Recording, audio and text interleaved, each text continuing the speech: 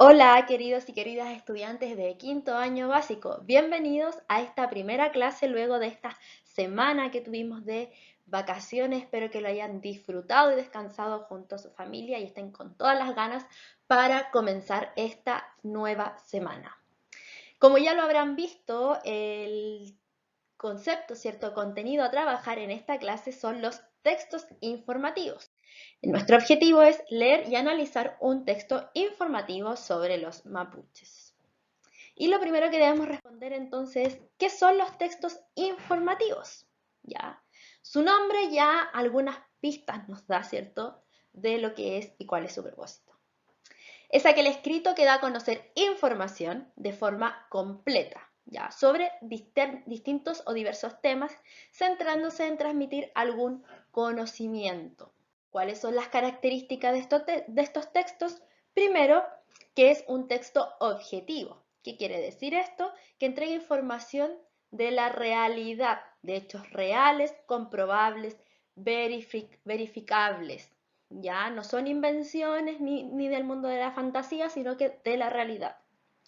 Número dos, en la misma línea de que estos son hechos, ¿cierto? Y es objetivo, utiliza un lenguaje formal. Es decir, va a utilizar palabras más técnicas, ¿cierto? No va a usar modismos.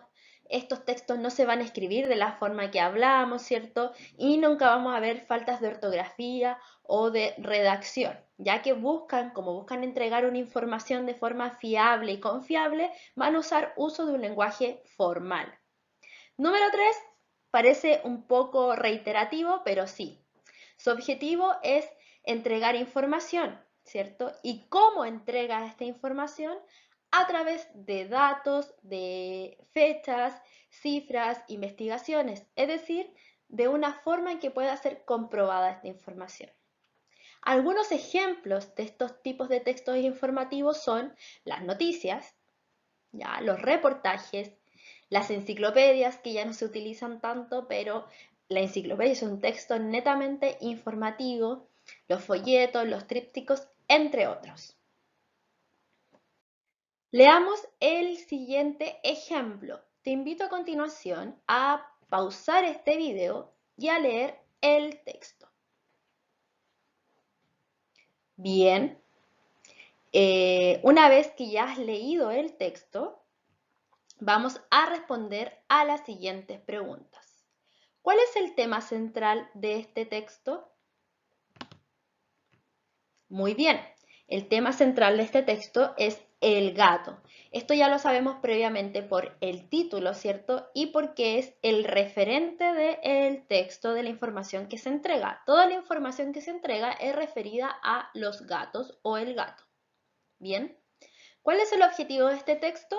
Como es un texto informativo, su función es informar sobre, ¿cierto?, el gato o el origen de los gatos salvajes y domésticos.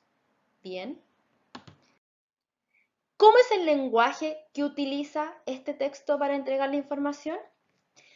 Si nos fijamos en estas palabras como Filidae, ¿cierto?, Pantera, Felis o Felis silvestris livaca, podemos saber que son palabras técnicas que hacen referencia, ¿cierto?, a la clasificación de las familias de animales, ¿bien?, o al origen, ¿cierto?, a la etimología de estas palabras. Por lo tanto, usa un lenguaje técnico, es un lenguaje formal. ¿Cómo sabemos que es formal? Porque hace cierto buen uso de las palabras, hace uso de palabras específicas, ¿cierto? Y no utiliza modismos o escribe como hablamos, sino que lo hace de manera formal.